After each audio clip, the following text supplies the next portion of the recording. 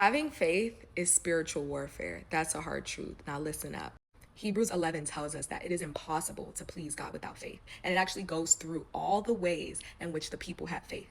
Abraham had faith. Sarah had faith. The prostitute who ended up, being a part of Jesus's life and testimony through his lineage had faith. Mary had to have faith. Joseph had to have faith. Everybody in the Bible had to have faith because when God speaks to you, it doesn't always look like God is speaking to you. Do you know how crazy it must have been for Abram and Sarah to move? They hearing about a God in a foreign land, and God chooses them and says, I'm going to make you great among nations. You're going to have a son. You're going to have all this stuff. And they didn't see it. And they didn't see it for a long time, but it was faith. And that's what God wants us to. Your circumstances may not look like it. Me right now, I'm like, oh my gosh. But at the end of the day, James 1 tells us that when you believe, you may get it if it is, for a good reason. But if you sway like the wind, it's not going to happen. So when you're having faith, it's not about the object. The faith is about who God is. And so reflect on God's character, reflect on who he is. And if you can't reflect on it, get to know it, because there is years of history in the Bible. And then look at people, look up Christian testimonies on TikTok or YouTube.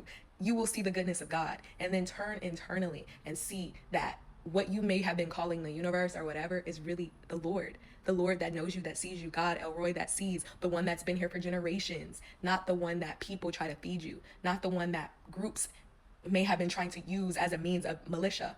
God is love, and he wants to know you, and he does know you. Just turn to him. So faith.